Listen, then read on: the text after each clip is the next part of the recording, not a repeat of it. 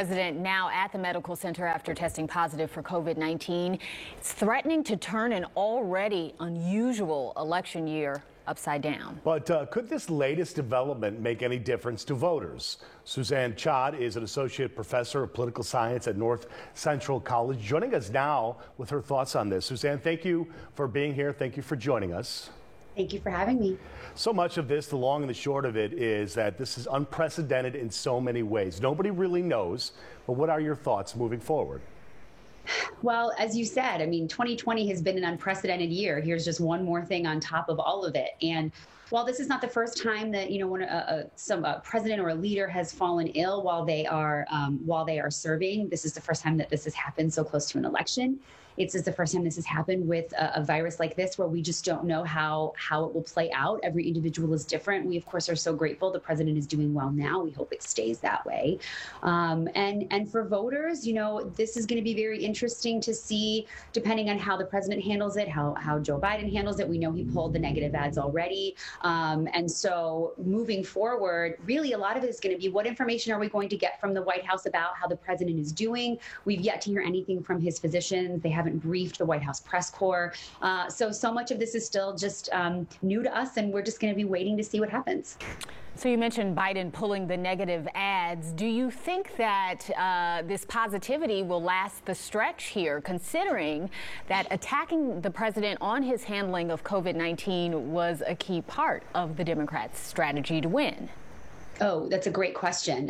It's what I appreciate about what has happened is Vice President Biden has taken this opportunity. He talks about being a bridge candidate and a uniter, and I think in the way that he's handled it thus far, he has absolutely done that. As long as the president is still in sort of precarious health situation, I don't see Vice President Biden doing anything differently. If anything, as he did today, he took the opportunity to reinforce his own stance, which is we need to take this seriously. We need to wear masks. We need to social distance, because you never know who could get it. I think this actually serves him very well to stay positive and stay on his own message as opposed to attacking the president. So, Suzanne, the president has been very guarded about his medical condition just in general in the past for transparency's sake, and you touched on that. How important is it for him, his medical team, to lay it all out on the line, everything that he's going to experience tonight and in the coming days?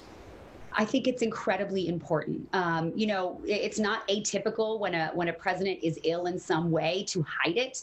The country gets nervous when the leader of it might be sick for some reason. So we look at FDR, JFK. We look at President Wilson when he had a stroke. Edith Wilson, his wife, was basically running the country, and we didn't know. And so this isn't atypical. However, now that we know that the president is ill and we know how serious this virus is, it is very important for the White House to be as transparent as possible, even if it means saying, like with Boris Johnson in the UK, he is in the ICU. We need to have all of the information in order, and not even just about voting. It's really about making sure that we feel like our democracy is stable with a leader who is able to lead us. And if he is not, who is going to be leading us then?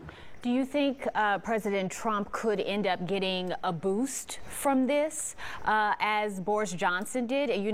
Trump has been lagging behind Biden in the polls, but you mentioned Boris Johnson in the UK, and he did get a boost in his popularity after recovering from COVID-19. This is a great question. And in fact, political scientists kind of are frantically trying to see if there's any research on this that already exists. And we just really don't know what this might do. I will say, unfortunately, because we are in such a polarized era, while, no matter who you are, we hope that everyone wishes the president well. Whether those people would be likely to then support him and want to vote for him, I doubt that will happen. If anything, it could be that those that support him might be more mobilized to go out and vote for him. It also could be those that are on the fence or a little worried about his health now and then may be likely to not vote or vote for Vice President Biden. It's also new. In some ways, we just have to kind of wait and see how it plays out almost day by day, even hour by hour. Suzanne Chad, thank you so much for your insight. Thank you. Take good care. Be well. You as well. We invite you to stay with WGN for continuing coverage of the president and the First Lady's diagnoses.